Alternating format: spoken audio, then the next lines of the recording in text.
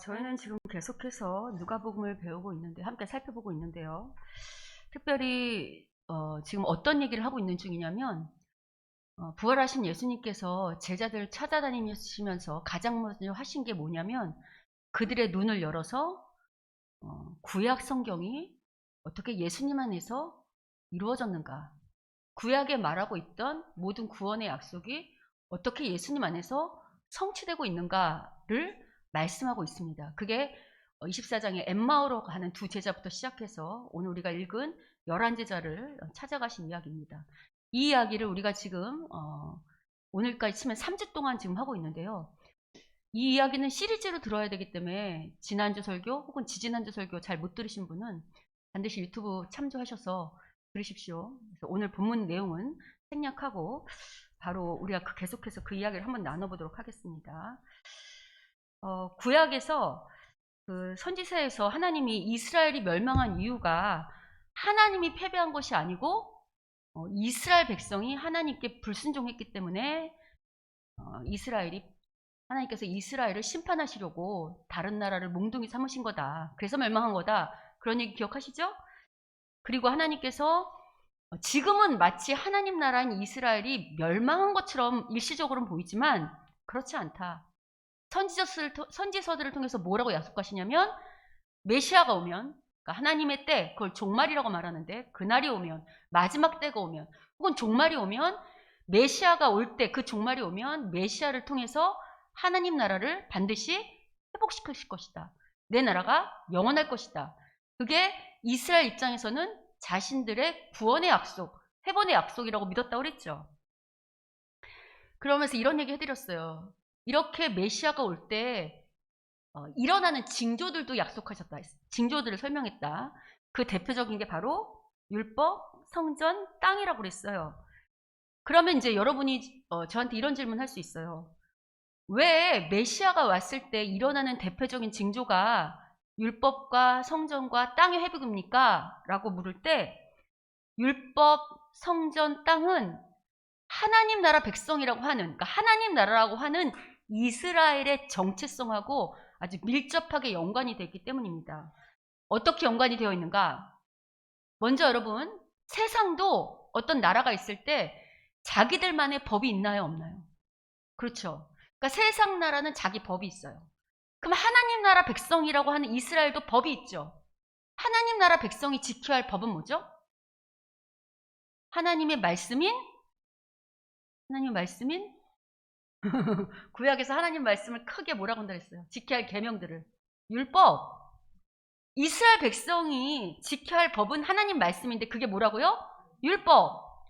그 다음에 성전은 이스라엘의 왕은 누구시죠? 하나님. 고대 근동에서 왕이 사는 궁전이 있는 것처럼 이스라엘을 통치하는 왕은 누구예요? 하나님이에요. 그 하나님이 계시는 집이 어디였죠? 성전이에요. 그러니까 우리의 왕은 하나님이시고 그 하나님이 우리를 통치하신다고 상징하는 것이 바로 성전이에요. 마지막 땅이라는 것은 이스라엘 백성에게 하나님이 선물로 주신 거예요. 그러니까 이스라엘 백성이 하나님 나라라고 하는 그 가나안 땅에서 우리는 하나님 백성이야 하면서 살면서 거기서 안식과 평화와 번영을 누리며 살라고 주신 선물이잖아요. 그러니까 이 율법, 성전, 땅은 전부 다 이스라엘 백성의 정체성하고 연관이 돼 있죠. 근데 문제는 이스라엘이 멸망하면서 어떻게 되냐면 하나님이 그 당시 바벨론을 통해서 이스라엘을 심판하시면서 어떻게 되죠? 하나님의 말씀을만 따르면 됐던 이스라엘 백성, 즉 율법만 따르던 됐던 백성이 이제 바벨론의 통치를 받으니까 누구 법을 따라야 돼요? 바벨론 법을 따라야지. 그리고 이후에도 계속 다른 나라 통치를 받는다고 할 때는 이제 하나님 나라 법만 따르는 게 아니라 누구 법을 따르게 되어 있어요? 세상 나라의 법을 따를 수밖에 없어요. 그러니까 하나님 나라 법이 마치 파괴된 것처럼 이 법이 더 위에 있는 것처럼 보이게 되죠. 두 번째, 바빌론이 들어오면서 하나님의 집이라고 하는 하나님 계시는 성전이 다 어떻게 됐죠? 멸망됐어요. 그리고 하나님이 주셨던 선물의 땅인 가나안 땅에서도 다 쫓겨났죠. 그 땅이 누구의 땅이 됐어요? 바벨론이 땅이 되고 예수님 당시에는 로마의 땅이 되는, 자기들 땅을 잃어버리는 꼴이 됐잖아요. 그러니까 마치 이스라엘이 멸망하면서 이 모든 것들이 다 같이 무너졌기 때문에 하나님 나라인 이스라엘이 다시 회복된다고 하면 다시 모두 회복될까요? 영원한 하나님 나라가 세워질 때 이제 모든 백성은 누구의 법만 따르면 돼요? 하나님의 법인 율법만 따르면 되고, 그리고 다시 하나님이 우리의 메시아를 통하여 우리를 통치하는 왕으로 오실 것이기 때문에 진정한 왕이 계시는 성전이 어떻게 될까요? 회복될 것이며, 그리고 이 땅에 하나님 나라를 회복하니까 하나님 백성이 살 땅이 있어야 될 거 아니에요. 그러니까 그 땅도 회복시킬 것이라고 약속하신 거죠. 그러니까 이런 약속들이 메시아가 올 때 율법, 성전, 땅이라는 약속이 같이 징조로 나타나는 거예요. 그런데 문제는 메시아가라고 하시는 예수님이 오셨음에도 불구하고 우리가 지난주도 살펴봤지만 분명히 성경에서는 모든 민족이 하나님의 법인 율법을 따를 거라고 했는데 눈에 보이는 환경 속에서는 그거 법이 이루어졌나 이루어지지 않았나요? 그게 마치 이루어지지 않은 것처럼 보였다고 그랬어요. 그래서 하물며 예수님의 제자들조차도 예수님을 메시아로 인정할 수 없다고 했죠. 그래서 오늘 본문 44절 이하를 보시면 지금 부활하신 예수님께서 어떻게 하시는가? 그 구약의 약속들이, 그 징조들이 어떻게 자신에게 성취되었는지를, 이루어졌는지를 그들의 영적인 눈을 열어서 가르쳐 주시는 거예요. 우리가 이 이야기를 지금 2주 전부터 하고 있고, 지난주는 율법이 어떻게 예수님 안에 성취되었는지를 살펴봤고요. 오늘은 뭘 할 거냐면 바로 성전에 대한 약속, 성전이 어떻게 예수님 안에서 성취되었는가, 어떻게 다시 세워졌는가를 한번 살펴보려고 합니다. 앞서 말한 것처럼 메시아가 올 때 일어나는 두 번째 징조가 바로 성전의 회복에 대한 이야기라고 했어요. 물론 선지서들이 이 이야기를 많이 하고 있지만 가장 대표적으로 성전의 회복을 말하는 구약의 책이 있어요. 어떤 책일 것 같으세요? 여러분 한번 떠올려 보세요. 선지서 중에. 힌트를 주면 마른 뼈가 막 살아나는, 그렇지. 에스겔 37장에 하나님 백성이 살아나는 이야기를 하면서 그 뒤에 하나님 백성만 다시 살아나는 게 아니라 하나님의 성전이 다시 회복되는 이야기를 37, 38, 39 계속해서 하고 있거든요. 그 구절 중에 대표적으로 성전 회복을 이렇게 말하고 있습니다.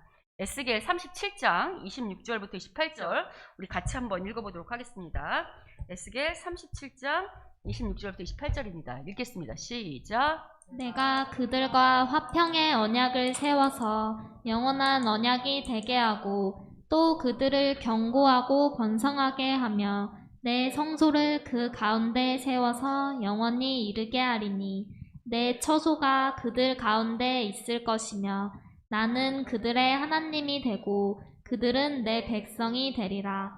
내 성소가 영원토록 그들 가운데 있으리니 내가 이스라엘을 거룩하게 하는 여호와인 줄을 열국이 알리라 하셨다. 화면 저 잡지 마시고 계속 PPT 잡아주세요. 자, 보세요. 지금 이 이야기는 제가 이제 9절만 잘랐지만 어떻게 하나님의 메시아가 올 때 그 백성이 회복되고 성전이 회복되는 그 맥락에서 이야기를 하시는 거거든요. 이제 메시아가 오면 이제 하나님과 맺었던 언약을 영원히 세울 거래요. 이스라엘은 마치 언약을 파괴한 것처럼 해서 멸망한 거죠. 영원히 세울 것이고 견고하게 해서 언약만 새롭게 세우는 게 아니라 하나님이 계시는 성소, 성전을 다시 그 가운데 세워서 어떻게 하신대요? 영원히 세워주실 거래요. 그리고 그래서 나는 하나님이 그곳에 계신다는 것은 하나님이 그들의 왕이 되셨다는 거죠. 그래서 하나님이 그들의 하나님이 되고 내 백성이 된다는 것을 계속 선포하실 뿐만 아니라 그 성소가 영원토록 그곳에 있을 거라고 약속하는 거 보이시죠? 자, 이처럼 하나님께서는 메시아가 오면 당신의 처소인 성전이 영원토록 하나님 백성 가운데 있게 될 것이라고 지금 약속하고 계십니다. 그런데 아까 말한 것처럼 막상 메시아 되시는 예수님 오셨는데 성전이 회복됐나요? 회복되지 않았어요. 잘 보세요. 예수님 당시에 있던 성전은 유대인들을 통해서 하나님이 메시아를 통해서 다시 세운 성전이 아니고 누가 세운 성전이라고 말했죠? 이럴 때 뿌듯하네요. 우리 많이 했죠?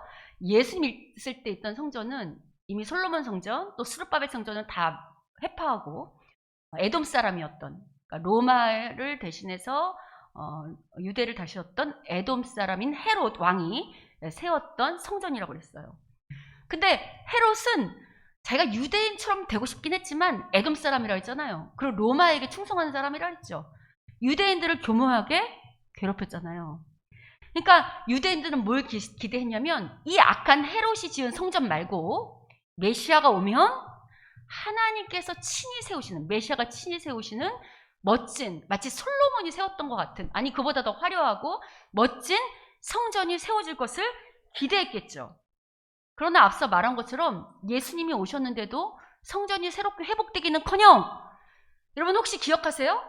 마태복음 같은 데 보시면 제자들이 예수님하고 같이 이렇게 성전을 지나가다가 헤롯 성전이 되게 아름다워서 자랑하잖아요. 예수님, 이 성전 좀 보세요. 너무 멋지지 않아요? 라고 자랑할 때 예수님이 뭐라고 말씀하시죠? 이 성전이 돌 위에 돌 하나도 남지 않을 만큼 다 무너질 거라고 말씀하시잖아요. 그러니까 이런 이야기를 할 때 유대인들 입장에서는 메시아가 오면 성전이 새롭게 세워진다고 그랬는데 성전을 세워도 모자랄 판에 오히려 지금 예수님 뭐라고 말씀하세요? 성전이 무너질 거라고 말씀하시니 이런 말씀을 제자들조차 이해할 수 없었던 거죠. 자, 그러면 메시아가 오면 성전이 회복된다는 이 약속 대체 어떻게 이루어졌단 말인가? 라고 할 때 우리가 지난주에 율법이 어떻게 예수님 안에서 성취되었는가를 살펴볼 때 먼저 뭘 해야 되냐면 본래 율법에 담겨있던 그걸 주신 하나님의 뜻이 뭐냐? 하나님의 목적이 뭐냐? 이거를 살펴보는 게 되게 중요하다고 그랬죠. 왜냐하면 그 기본 정신은 구약시대 백성이나 예수님 오신 신약시대 백성이나 똑같을까요? 다를까요? 본질은 같죠. 그러니까 오늘 성전도 우리가 살펴보기 전에 먼저 성전을 하나님께서 왜 지으라고 하셨는지에 대해서부터 생각해 봐야 돼요. 여러분, 성전의 전신이 뭐죠? 성막이요. 맞죠? 성막이 나중에 성전으로 바뀐 거잖아요. 그러면 우리가 이렇게 생각해야 돼요. 하나님께서 성막을 왜 지으라고 하셨죠? 성전 왜 지으라고 했을까요? 무엇이 필요해서 성전을 지으라고 했을까요? 자, 이제는 많이 배워서 이제 대답이 막 나와요. 이제 대부분 다른 교회 가거나 그러면 성전 왜 필요합니까? 그러면 제일 먼저 나오는 대답이 제사라고 말해요. 예배. 그렇지 않다고 그랬어요. 성전의 가장 주된 목적이 제사가 아니라고 그랬어요. 그럼 성전 왜 만들려고 했나? 성막 왜 만들려고 할 때 성막을 만들려고 했던 배경이 언제냐면 출애굽할 때였죠. 출애굽해서 하나님하고 언약식 맺고 십계명 주고 그리고 성막 만들려고 명령했던 거 기억하세요? 여러분, 구약에서 이스라엘 백성과 하나님은 여러 관계로 설명할 수 있어요. 목자와 양, 또 아버지와 아들, 또 뭘로도 설명할 수 있냐면 부부관계로도 설명할 수 있다고 여러 번 말씀드렸어요. 그걸 뒷받침하는 게 호세아서라고 얘기도 했고, 그래서 우리가 출애굽기 나와서 시내산에서 언약식 맺는 거, 결혼식, 하나님하고 신랑 되신 하나님하고 신부된 이스라엘하고 결혼식 맺는 것처럼 이해할 수 있다 해서 우리가 출애굽기 할 때 다 공부했다고. 같이 궁금하시면 우리 유튜브에 출애굽기 있어요. 한번 보세요. 근데 잘 보세요. 이제 결혼식을 맺었어. 그래서 신혼여행도 강야로 갔다 그런 얘기 했잖아요. 그럼 여러분, 결혼식을 맺으면 신혼여행만 다녀요? 아니면 뭐가 필요해요? 같이 살 집이 있어야지. 그래서 하나님께서, 신랑 되신 하나님께서 신부된 이스라엘을 책임지고 같이 살아야 되니까 그 집을, 같이 살 집을 만들려고 한 게 바로 뭐냐면 성막이에요. 근데 문제는 뭐냐면 여러분, 지금이야 여성들이 일할 자리도 많고 그래서 독립적으로 혼자 자기 인생을 책임지지만 고대 근동에서 여인은 남자의 소유물이나 마찬가지였고 일자리 없다고요. 그러면 이 신부를 책임져야 되는 건 온전히 누구죠? 신랑이에요. 신랑이 먹이고 입히고 인도하고 다 보호하고 책임져야 된다고. 근데 문제는 이스라엘하고 결혼한 하나님은 신랑이시긴 한데 눈에 보여요, 안 보여요? 여러분, 신랑이 눈에 안 보이면 어때요? 불안하잖아요. 하나님 하고 불러도 잘 안 들리는 것 같으면 불안하잖아요. 그러니까 하나님은 어떡하냐면 하나님 하고 부르면 왜? 하고 바로 옆에서 내가 너희와 함께 있다고, 바로 옆에 있다고 그렇게 말씀해 주기 위해서 만들려고 한 게 뭐냐면 바로 성막이에요. 그러니까 성막을 만들려고 하는 근본적인 목적은 뭘까요? 하나님이 이스라엘 백성하고 어떻게 하려고? 함께하기 위해서, 같이 있기 위해서, 함께 거하기 위해서 만들라고 한 거예요. 그래서 제가 이걸 어려운 말로 성막의 근본 목적은 하나님의 임재다 이런 말 했던 거 기억나시죠? 하나님의 임재. 자, 그러면 우리 이런 생각할 수 있어요. 그럼 목사님, 성막에서 제사를 왜 드렸을까요? 라고 질문할 수 있겠죠. 여러분, 하나님은 거룩하신 분이에요. 하나님 어떤 분이시라고요? 거룩하신 분이에요. 구약에서 이제 종종 우린 죄인이잖아요. 죄인이 거룩하신 하나님 앞에 서면 직사하는 일들이 있었어요. 그러니까 문제는 뭐냐면 우리가 죄인이잖아. 근데 하나님은 거룩하시잖아요. 근데 성막을 지은 목적이 함께하기 위함이라면서요. 근데 우리가 죄인이 거룩하신 하나님한테 들어가면 어떻게 될까요? 자칫 잘못하면 즉사할 수 있어요. 그러니까 우리가 하나님과 함께 하려면 우리의 이 더러운 죄를 어떻게 해야 될까요? 씻어야지, 사해야지. 그래서 거룩하신 하나님과 함께하기 위하여 동물에게 우리의 죄를 사하는, 대신 전가하는 동물의 제사가 필요했고, 그래서 성막에서 이루어진 게 동물의 제사였던 거예요. 왜? 거룩하신 하나님과 함께 하려고 제사가 필요한 거예요. 뿐만 아니고 성막에서 또 하나 필요했던 게 뭐냐면 말씀의 선포와 가르침이었어요. 왜? 여러분, 우리를 거룩히 하는 게 단순히 동물의 제사로만 거룩히 될까요? 우리가 거룩히 되려면 어떻게 될까요? 하나님의 말씀으로 우리의 생각과 행동과 삶의 태도를 바꿔야 될 거 아니에요. 그래서 성전에서 일어나는 두 가지 일이 뭐냐면 제사와 말씀, 선포와 가르침이었어요. 자, 그럼 이제 성막에 주신 목적을 다시 한번 정리해보면, 일단 성막을 주신 근본 목적은 뭐라고요? 함께 하려고. 하나님, 우리가 같이 계시려고, 동행하시려고. 그런데 이렇게 같이 있으려니까 우리한테 거룩이 요구되기 때문에 그래서 제사와 말씀이 필요했다. 이거 출애굽기 하면서, 특별히 25장 하면서 제가 20장부터 25장 하면서 다 말씀해드렸던 거예요. 자, 그러면 이 목적이 이제 잘 머리에 두고 이 근본적인 목적이 예수님에서 어떻게 성취되는지를 한번 볼게요. 특별히 이게 예수님에서 어떻게 성취되었는지는 신약이 말하고 있겠죠. 여러분, 지난 시간도 제가 그런 얘기했지만 신약의 저자들은 다 예수님의 제자들이었잖아요. 그들이 신약을 어떻게 썼을까요? 부활하신 예수님의 빛으로 그를 만나 구약을 다시 깨달음으로 그 구약의 약속이 어떻게 예수님에게 성취되었는지를 적었을 거 아니에요. 그래서 마태가 지금 예수님의 성전에 대해서 어떻게 다시 정리하고 있냐면, 해석하고 있냐면 이렇게 해석하고 있습니다. 마태복음 1장 18절부터 23절 보시면, 먼저 제가 이 앞에는 제가 볼게요. 이게 지금 예수님이 태어날 때 일이에요. 예수님의 나심은 이러하다 하면서 우리 마리아하고 그 요셉하고 정혼한 거 아시죠? 그런데 성령으로 잉태됐잖아요. 그 일 때문에 요셉이 얼마나 괴로웠겠어요. 그 때문에 누가 나타나시냐면 이제 요셉이 가만히 끊으려고, 왜냐면 아직 함께 하지도 않았는데 부인이 임신을 했으니 얼마나 기가 막히겠어요. 근데 여기 요셉이 의로운 사람이라 가만히 이제 이 정혼한 것을 파기하려고 할 때, 그때 누가 나타나냐면 주의 사자가 나타나는 거 보이세요? 주의 사자가 나타나서 뭐라고 하냐면, 다윗의 자손 요셉아, 네 마리아 데려오기를 겁내지 마라. 그에게 잉태된 자는 성령으로 된 것이라 하면서 그 다음 보겠습니다. 그 다음은 같이 읽어보겠습니다. 읽겠습니다. 시작. 아들을 낳으리니 이름은 예수라 하라. 이는 그가 자기 백성을 그들의 죄에서 구원할 자이심이라 하니라.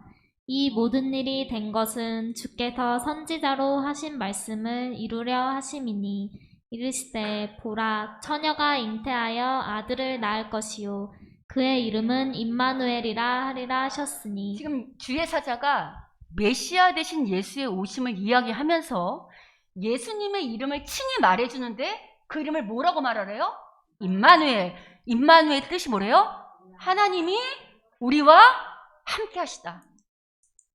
예수님의 이 땅에 오신 목적이 뭐라고요? 하나님이 우리와 함께 하시기 위해서. 성막을 지으라고 한 목적이 뭐라고요? 하나님이 우리와 함께하기 위해서. 그러니까 일단 성막이 어떻게 예수님에게 성취됐냐면, 예수님께서 친히 이 땅에 오셔서 우리와 함께 하심으로 이 성막, 성전에 대한 약속이 지금 성취됐다고 마태가 말하고 있죠. 이뿐이 아니에요. 한 걸음 더 나가서 더 구체적으로 예수님이 우리의 성전 되심으로 성취되었다는 것을 누가 말하고 있냐면 요한이 말하고 있습니다. 요한복음 1장 1절부터 14절은 다 길어서 1절하고 14절 중요한 구절만 우리 함께 보도록 하겠습니다. 요한복음 1장 1절 14절 읽겠습니다. 시작. 태초에 말씀이 계시니라. 이 말씀이 하나님과 함께 계셨으니 이 말씀은 곧 하나님이시니라. 말씀이 육신이 우리 가운데 거하심에 우리가 그의 영광을 보니 아버지의 독생자의 영광이요 은혜와 진리가 충만하더라. 여기 태초에 말씀이 계셨다고 할 때 이 말씀은 예수님이시죠. 근데 이 말씀이 예수님이 육신이 되어서 우리 가운데 거하심에라고 이렇게 번역되어 있는데 우리는 거하심에로 번역되어 있지만 이 헬라어가 뭐냐면 스캐너거든요. 이게 성막이에요. 장막. 우리 가운데 장막이 되심에, 우리 가운데 성막이 되심에. 그러니까 하나님께서 친히 성막이 되시고 성전이 되어서 우리 가운데 오셨다고 요한이 말하고 있죠. 여기서 끝이 아니죠. 예수님께서 살아계실 때 이건 이제 예수님의 제자들이 그걸 해석해서 쓴 거라고 한다면 예수님께서 살아계실 때 사역을 하시는 동안 당신이 어떻게 성전 되시는지를 친히 말씀하셨던 적도 있어요. 그건 요한복음 2장 18절부터 22절에 나옵니다. 우리 함께 보도록 하겠습니다. 요한복음 18절 22절. 자, 읽어보겠습니다. 읽겠습니다. 시작. 이에 유대인들이 대답하여 예수께 말하기를 내가 이런 일을 행하니 무슨 표적을 우리에게 보이겠느냐. 예수께서 대답하여 이르시되 너희가 이 성전을 헐라. 내가 사흘 동안에 일으키리라. 유대인들이 이르되 이 성전은 46년 동안에 지었거늘 내가 3일 동안에 일으키겠느냐 하더라. 그러나 예수는 성전된 자기 육체를 가리켜 말씀하신 것이라.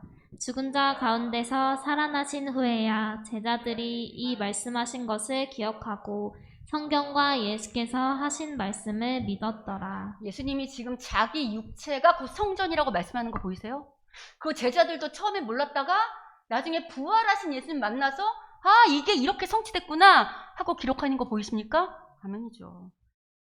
자, 여기서 끝이 아니에요. 이제 부활하신 예수님, 그러니까 이 땅에 오셔서 우리와 함께 하시려고 오신 예수님으로 인해서 성전이 성취되었다고 한다면 이제 성전의 성취는 여기서 끝이 아니고요.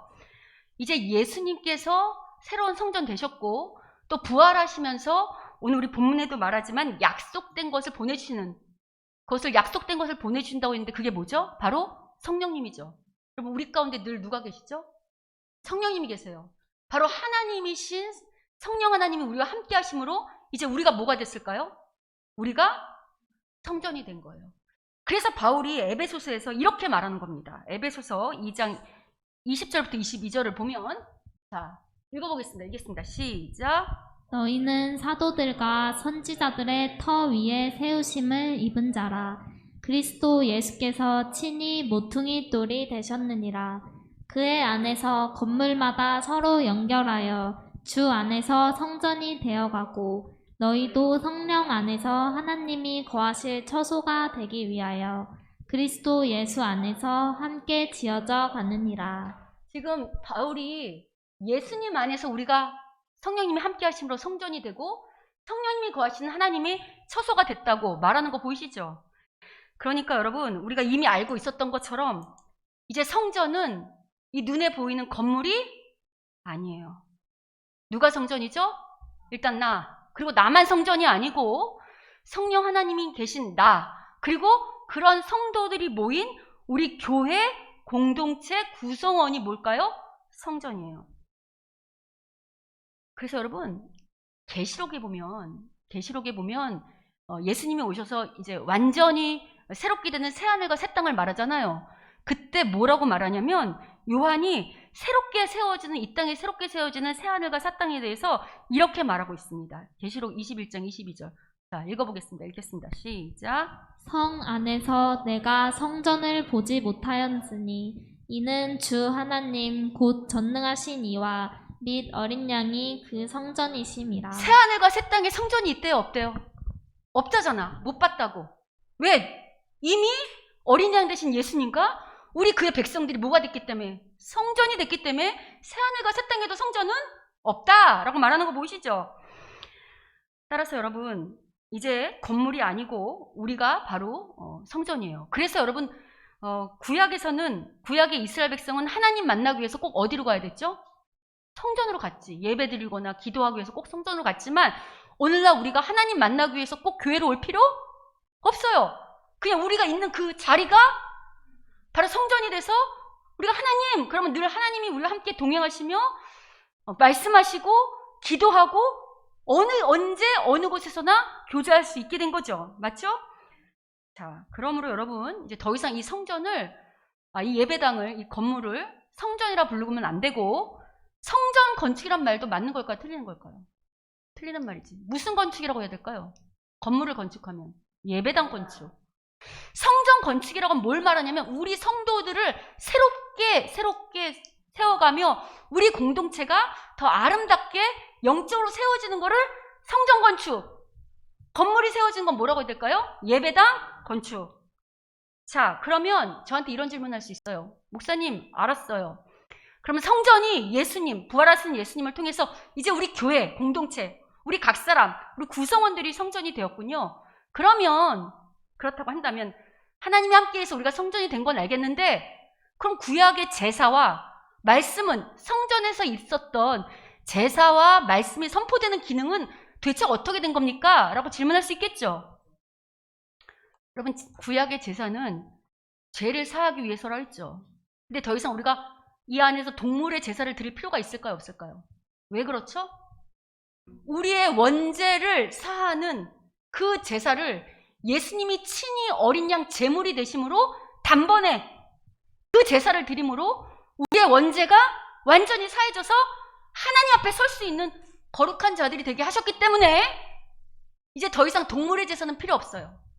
다만 우리가 이미 구원받았지만 아직 이 땅이 죄의 영향력과에 있잖아요. 우리가 죄의 오염이 있을까요? 없을까요?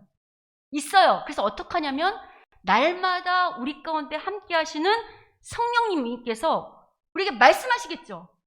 너 이거 잘못했어. 너 이거 회개해야 돼. 라고 하면 여러분, 회개가 잘못했어요 하고 비는 거라고 했나요? 아니면 돌이켜서 태도를 바꾸는 거라고 했나요? 그럼 그렇게 말씀하실 때 어떻게 하냐면 돌이켜서 태도를 바꾸는 회개의 예배, 삶의 제사를 드리는 게 오늘 우리가 제사가 그렇게 바뀌었어요.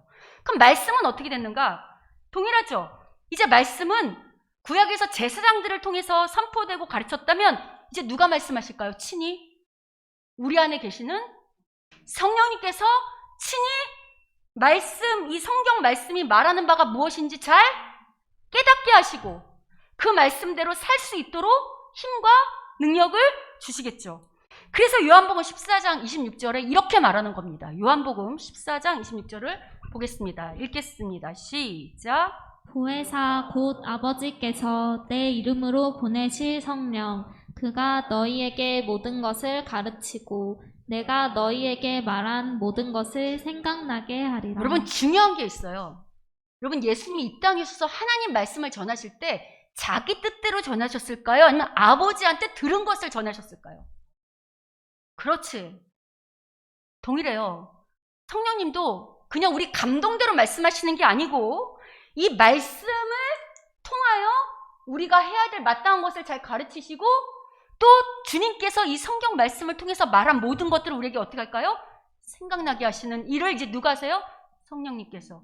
그러니까 이제 말씀의 그 역사, 말씀의 기능도 성령님 안에서 지금 우리 성전된 우리에서 이루어지는 거 보이시죠? 근데 여러분, 여기서 놓치지 말아야 되는 게 있어요. 구약에서 제사와 말씀이 필요했던 이유가 뭐라고 그랬죠? 좀 전에 했잖아요. 구약에서 제사와 말씀이 필요했던 이유. 거룩하신 하나님과 어떻게 하려고? 함께 하려고. 다시, 제사와 말씀이 필요한 이유가 뭐라고요? 거룩하신 하나님과 함께 하려고. 그러면 아까도 말했지만 예수님의 죽음의 제사가 필요했던 것도 우리가 어떻게 하기 위해서요? 거룩해지기 위해서. 더 이상 죄가 아니라 죄가 사해져서 거룩한 사람이 되기 위하고, 또 이렇게 날마다 성령께서 우리에게 말씀하시는 이유도 뭐예요? 우리 보고 어떤 백성 되라고? 하나님과 함께 할 수 있는 거룩한 백성 되라고 말씀하시는 거예요. 아멘이죠? 자, 그럼 여기서 거룩의 뜻이 뭐냐라고 할 때 우리 여러 번 했어요. 거룩이 히브리어로 카도시라고 그랬죠. 거룩의 뜻이 뭐라고 그랬죠? 구별되다. 거룩의 뜻이 뭐라고요? 뭐랑 구별될까요? 타락한 세상의 죄와 구별된 사람. 타락한 세상의 가치관과 구별된 사람. 타락한 세상의 원리와 방법하고 구별되게 사는 하나님 원리와 하나님 방법과 하나님 가치대로 사는 구별된 삶을 거룩한 백성이라고 말하는 거예요. 그러므로 이제 우리가 하나님의 성전이 됐다는 것은 어떻게 드러나야 되는가? 우리의 뭘로 드러나야 돼요? 거룩으로. 어떻게? 먼저 성령님께서 말씀하시는 게 성령님께서 이 말씀을 통해서 말한다 그랬잖아요. 그러니까 제일 먼저 아는 건 기준이 있어야 될 거예요. 기준이 있어야 거기에 맞추어 거룩해질 거 아니에요. 그럼 제일 중요한 게 뭘까요? 말씀을 잘 알아야지. 그냥 무조건 읽는다고 되는 게 아니라 이 성경에서 말하고 있는 참 뜻이 무엇인가? 이 말씀을 통하여 하나님이 말씀하고자 하는 바는 무엇인가를 바로 깨달을 수 있도록 누가 도와주시겠다는 거예요? 성령님께서. 그래서 여러분이 성경도 열심히 읽어야 되고 성경을 열심히 읽을 때 성령께서 이 말씀을 바로 깨닫게 하시도록 기도해야 되는 거죠. 그리고 무엇보다 이 말씀을 하시는 이유는 뭐냐면 우리의 거룩 때문이라고 그랬죠. 그럼 제일 중요한 게 어떤 은혜냐면 성령의 은혜 중에 가장 큰 은혜가 뭐냐면 바로 찔림의 은혜예요. 여러분, 우리가 이미 구원받아서 원죄는 사해졌지만 여전히 우리 가운데 죄의 오염물이 많이 남아있어요? 안 남아있어요? 뼛속까지 죄인이라고 그랬잖아요. 아마 죽을 때까지 우리는 우리를 쳐서 복종해야 될 거예요. 그러니까 제일 중요한 게 뭐냐면 성령께서 내 죄가 뭔지를 알아야 고치고 회개하고 변할 거 아니에요. 모르면 여러분 교만한 사람들, 강팍한 사람들의 특징이 뭔지 아세요? 자기가 교만한지 몰라요. 자기가 강팍한지 모른다고. 교회에서 교회를 무너뜨리는 사람들 있죠? 그 사람들은 자기들이 뭘 잘못하고 있는지 몰라요. 그래서 제일 중요한 게 뭐냐면 성령이 우리의 죄를 어떻게 해야 될까? 밝히 비추어 주셔야 돼. 드러내시고 찔리셔서 내가 이 지점에 잘못됐구나. 내가 아직 하나님의 거룩한 백성으로는 이게 부족하구나를 깨닫게 하시는 이 은혜가 가장 큰 은혜라고요. 여러분 오늘날 교회 다니는 사람들 많잖아요. 저도 밖에 나가면 권사님들, 장로님들 하라고 하는 분들 많이 뵙거든요. 근데 죄송한 건 이렇게 얘기 나눠보고 같이 겪어보면 세상 사람들보다 더 못해요. 도대체 저 사람 믿는 사람 맞나 싶을 정도로. 왜 그럴까요? 왜 교회는 오래 다니고 직분까지도 받았는데 이렇게 볼 때 말은 안 하지. 그러나 왜 세상 사람들보다 못할까요? 바로 이 거룩의 훈련을 하지 않아서 그래요. 성령님을 가지고 다른 사람이 아닌 나 자신이 어떻게 구별된 거룩한 하나님의 백성이 될 것인지에 대한 그 찔림의 은혜에 그 훈련을 받지 않아서 그렇기 때문이에요. 여러분 사람이 바뀌고 자기의 잘못 지적하고 지적질 당하고 그걸 고치는 거 쉬울까요? 어려울까요? 더구나 나이가 들었는데 하물며 우리 아들도 25, 26 넘으니까 잔소리하면 좋아할까요? 싫어할까요? 그렇지. 바른 소리해서 좋은 사람 본 적이 없어. 우리 성도님들이 저한테 목사님 저희한테 바른 말 해주세요 하는데 제가 할까요? 안 할까요? 안 하지. 관계 깨질 일 있어요? 못하지. 그 얘기 했다가는 왼수되게? 못해요 여러분. 그건 누가 하실 수 있을까요? 성령님이 하실 수 있어요. 물론 정말 중요한 시간에 정말 할 때. 근데 우리가 다 죄인이잖아. 우리가 다. 근데 이렇게 우리의 죄를 지적할 때 아프다고 자존심도 상하고 속상하고 그렇지만 그럼에도 불구하고 이 말씀에 나를 쳐서 복종하는 훈련이 때로는 고통스럽고 뼈를 깎는 그런 고난같이 느껴질 수 있어요. 그게 고난이라고. 근데 그런 훈련을 기꺼이 수반하고 훈련을 받아야 그 훈련이 쌓이면서 교회 다닌 연수와 비례하여 그 사람이 정말 거룩한 백성이 되고 누가 봐도 믿는 자 같고 그리고 성숙한 진정한 주님의 제자가 되는 것 아니겠습니까? 그리고 여러분, 이렇게 우리가 거룩하게 변화되잖아요. 그럼 이게 우리가 그러려고 하지 않아도 어떤 결과를 초래하냐면, 우리가 정말 하나님의 거룩의 훈련을 잘 받아서 거룩한 백성이 되면 내 주위에 있는 사람들에게 감동과 감화를 주게 됩니다. 그 사람들을 감동시킨다고요. 여러분, 이게 전도의 또 하나 중요한 방법이잖아요. 우리가 이 땅에서 구원받은 게 나 때문만이 아니라고 했잖아요. 우리의 목적이 하나님 나라를 세움이라고 할 때, 하나님 나라를 세운다는 건 영혼을 세우는 거라고 했잖아요. 맞죠? 하나님이 우리를 구원하신 건 나만 구원받아 하나님 백성 되는 게 아니고, 나를 통해 또 다른 사람을 하나님의 사람으로 세우라고 이 땅에 보내셨다 그랬잖아요. 그게 우리 모두 공통된 사명이라고 했죠. 그럼 여러분, 우리가 어떤 삶을 살아야 되냐면, 적어도 믿지 않는 남편, 아내, 가족, 이웃, 친지한테 그래도 이 소리는 들어야지. 예수 믿은 지 10년 넘었으면, 아, 그래도 저 사람은 예수 믿는 사람답다. 뭐가 틀려도 틀리네.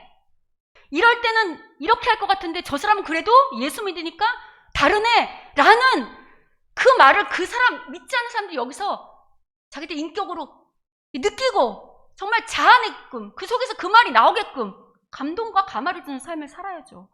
물론 구원의 문제는 하나님 붙잡고 있겠지만 우리가 그 삶을 살아야 된다고요. 근데 여러분, 우리가 정직하게 보자고요. 정직하게 보면 우리 현실 어떻죠?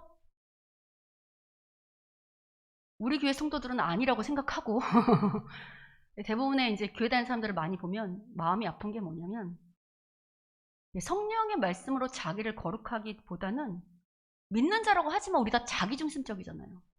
그래서 결정적인 순간 오면 어떡하죠? 눈에는 눈, 이에는 이도 모자라서, 원래 말씀에서 오른뺨을 맞으면 어떡하 그랬죠? 오른뺨을 맞으면 왼뺨을 돌리기커녕 오른뺨을 맞으면 우리는 따닥 하고 두 대 친다 그랬잖아요. 그래야 직성이 풀리는 사람들이라고 그랬잖아요.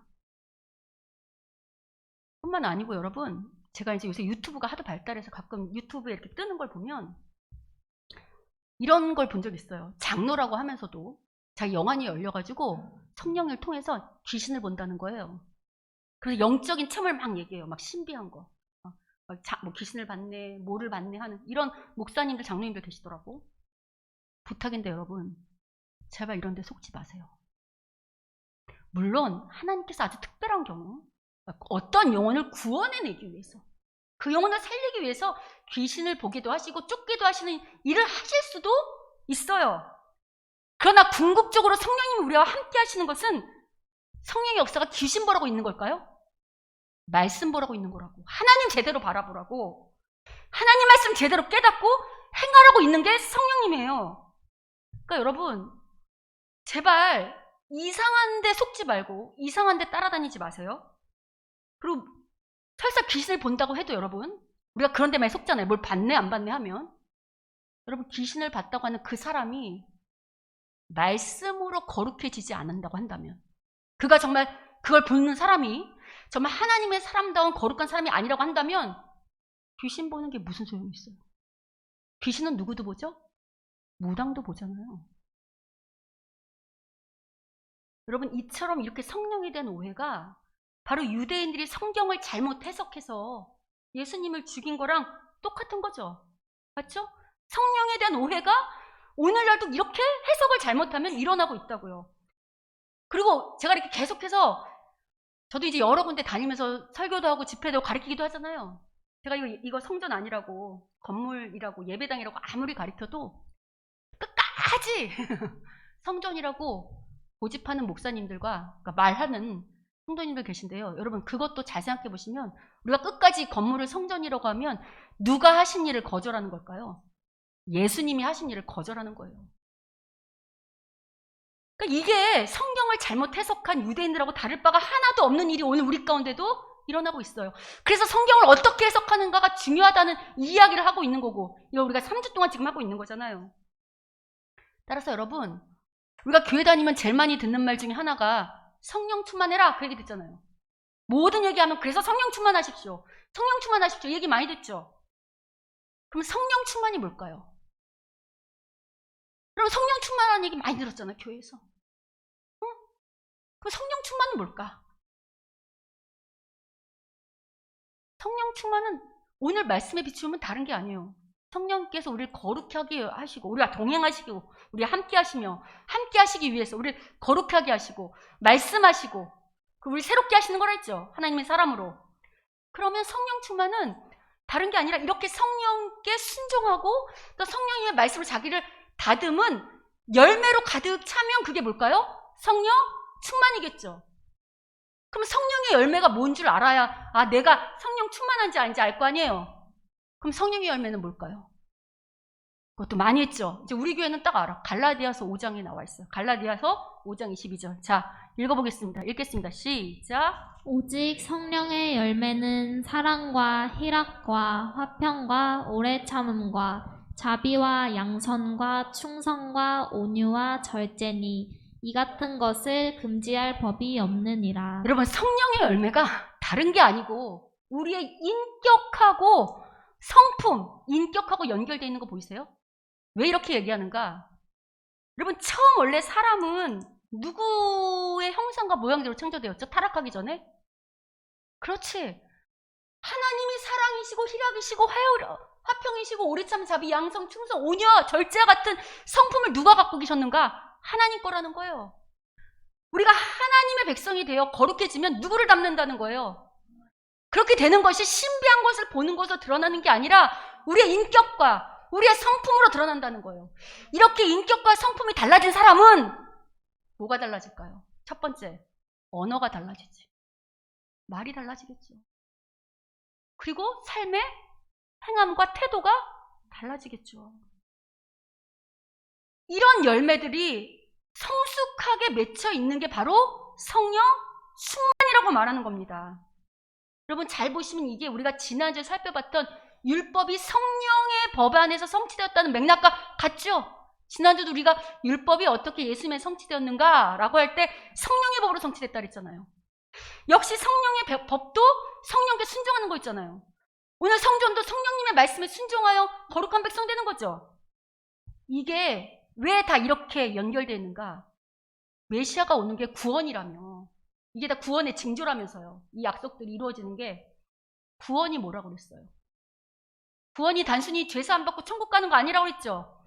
구원이 타락하기 이전에 하나님이 처음 사람을 창조했을 때의 그 관계와 그 목적으로 회복이라고 했죠. 하나님과 관계가 좋으려면 우리가 어떻게 해야 돼요? 거룩해야지. 거룩해 하나님이 함께 있을 거 아니에요. 하나님과 관계가 좋아서 이 땅을 통치하는 진정한 하나님의 사람이 되려면 말씀대로 살아야 하나님의 뜻이 뭔지도 알고 하나님과 교제할 수도 있고 관계할 수도 있고 그 말씀을 따라 아름답게 통치할 거 아니에요. 그러니까 이게 다 구원하고 연결되어 있는 거 보이십니까? 아멘이죠.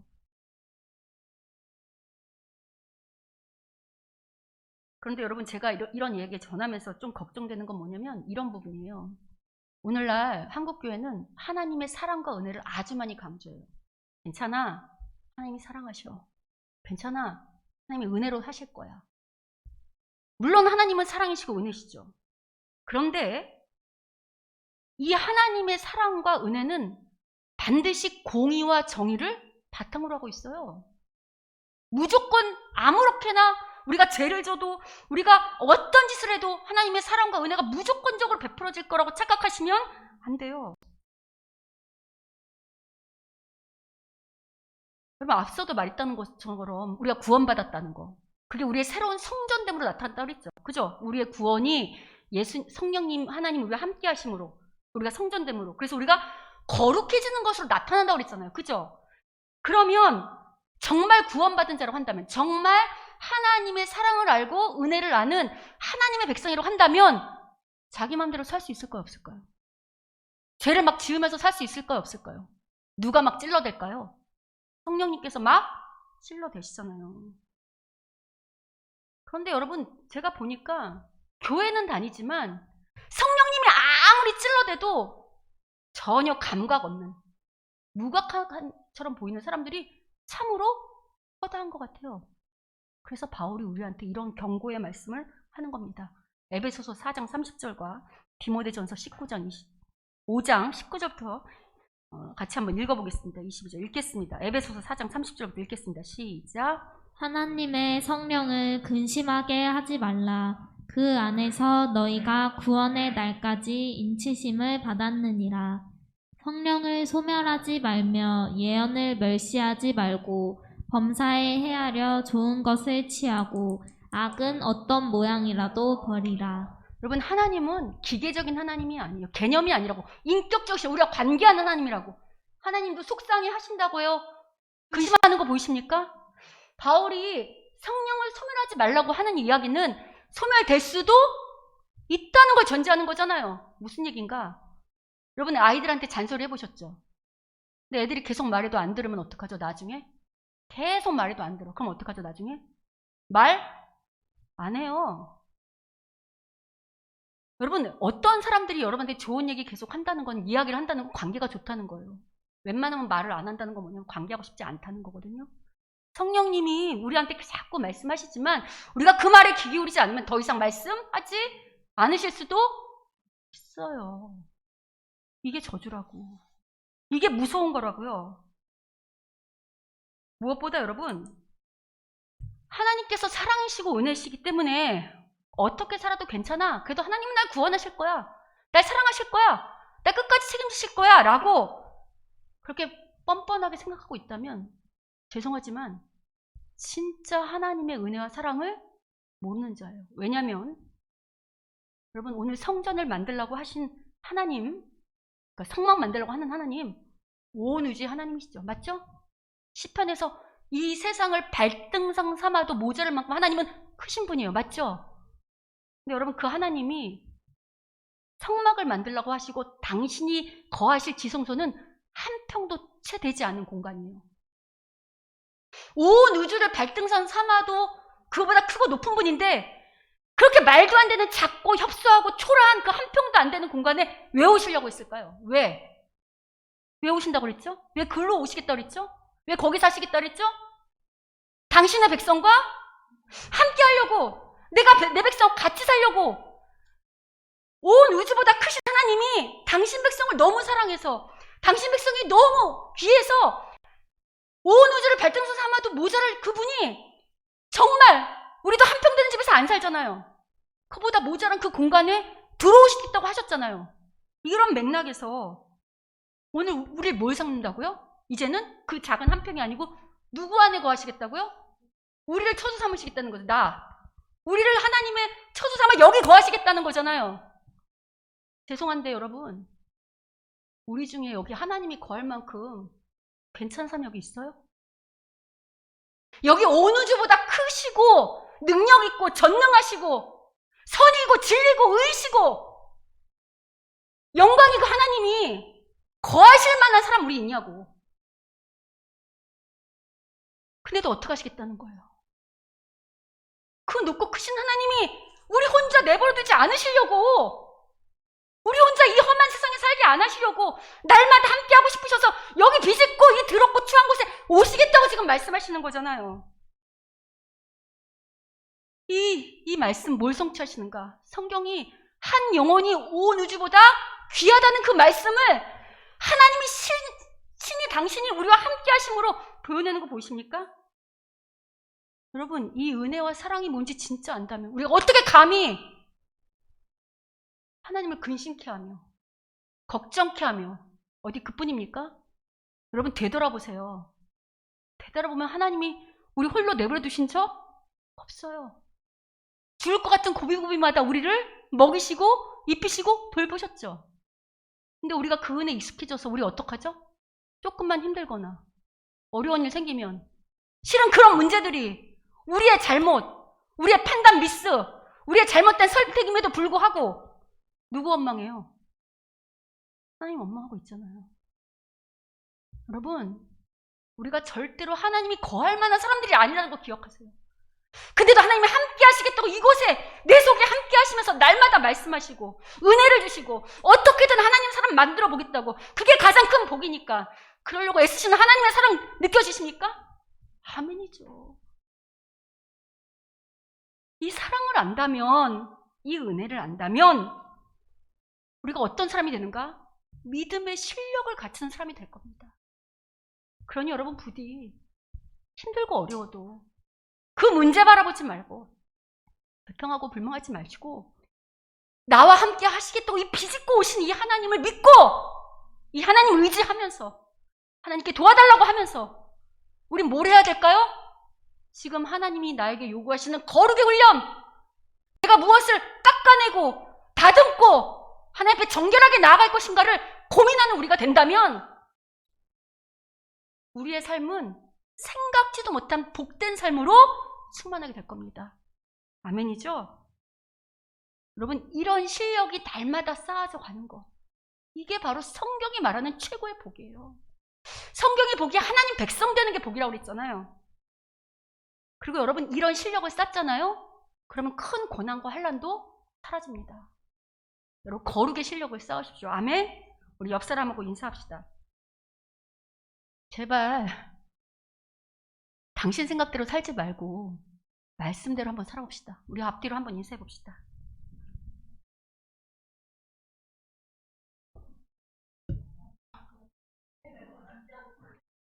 서로 찔려요? 서로 찔려? 아멘이죠? 와, 여러분 오늘 되게 길었는데도 초롱초롱 잘 드셨네. 시간이 길었는데도 이제 끝났어요. 바라기는 날마다 우리 가운데 거하시는 이 성령 하나님, 우리 사랑해서 이곳에 들어오신 이 하나님 말씀 잘 귀담아서 이 성경이 뭐라고 말하는지 잘 비추어서 이 말씀에 나를 다듬고 고치고 또 순종해서 하나님이 보시기에 정말 참된 거룩한 성전이 되는 이 복을 받는 우리 모두요, 우리 좋은 우리 교회가 되기를 주님의 이름으로 축원합니다. 아멘.